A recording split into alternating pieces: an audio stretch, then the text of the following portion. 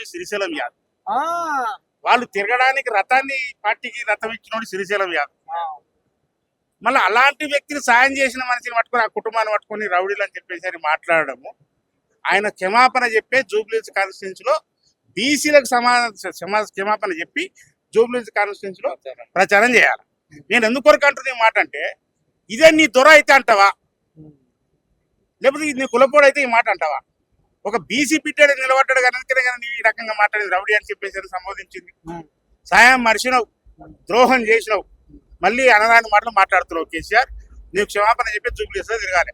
ఒక మాదిగ బిడ్డగా, ఎంఆర్పిఎస్ జనరల్ సెక్రటరీగా, ఫౌండర్ జనరల్ సెక్రటరీగా, కాంగ్రెస్ వాదిగా, ఇందిరామ బిడ్డగా నేను ప్రశ్నిస్తున్నాం. మేము ఒక బీసీ క్యాండిడేట్ నిలబడితేడా బ్రహ్మాండంగా 1,00,000 మెజార్టీతో గెలుస్తున్నాయి. నేను మీరు అబాస్ పాలు చేయాలని చెప్పేసి ఈ యొక్క దుష్ప్రచారం చేస్తున్నారని చెప్పేసి విజ్ఞప్తి చేస్తున్నాను.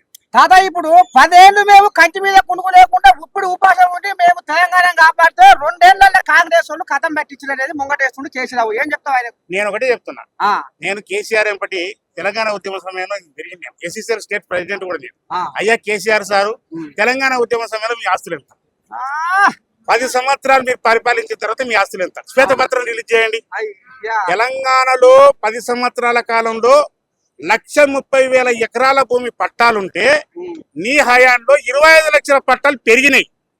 అవి మీ బినామీలు మీ 1,25,000 లక్షల ఎకరాల భూమిని మీరు కబ్జా చేసిరు, భూ కబ్జాలు చేసిన మీరు ఈ రోజు లక్షల కోట్ల రూపాయలు గడించారు. సిర్పాస్ వేసుకొని తిరిగిన హరీష్ రావు నేడు 70-80 వేల చెప్పులు వేసుకొని తిరుగుతున్న పరిస్థితి ఉన్నది. ఇక ఆ ఆస్తులు ఎంత ఉండవు.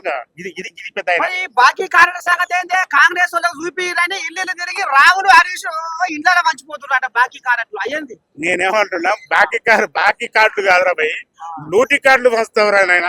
10 లక్షల మొత్తం తెలంగాణలో 10 సంవత్సరాలు మొత్తం డబ్బును మొత్తాన్ని కూడా ఖజానాను మొత్తం లూటి చేసిండ్రు. ఆ లూటి కార్డులు మేము పంచడం మొదలు పెడితే మళ్ళీ మీరు ఇటుకెళ్ళి తిరగరు కూడా తిరగరు అని చెప్తున్నాను.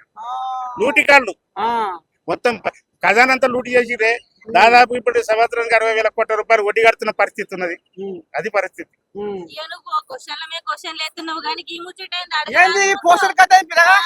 ఈ పోస్టర్ కథ ఏందయ్యా అంటే, మేము పాలమూరులో మేము మొట్టమొదట బతకడానికి అంటే పాలమూరులో పెద్ద పెద్ద బంగ్లాలు హైదరాబాద్ లో ఉంటాయి, దాని పక్కనే పూరి గుడిసెలు కూడా ఉంటాయి.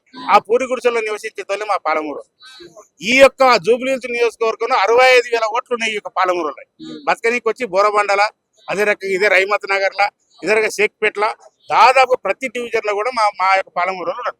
ఆ పాలమూరులో గుద్ది మీద గుద్ది నవీన్ యాదవ్ ను గెలిపేందుకే సిద్ధం చేస్తున్నాం. ఇదే పట్నంలో పాలమూరు వాసుల సమ్మేళనం, ఆత్మీయ సమ్మేళనం అనే కార్యక్రమం పెట్టింది. సమస్య లేదు, ఇక సమస్య లేదు. రేపే ఉంది మీటింగ్ బోరబండల.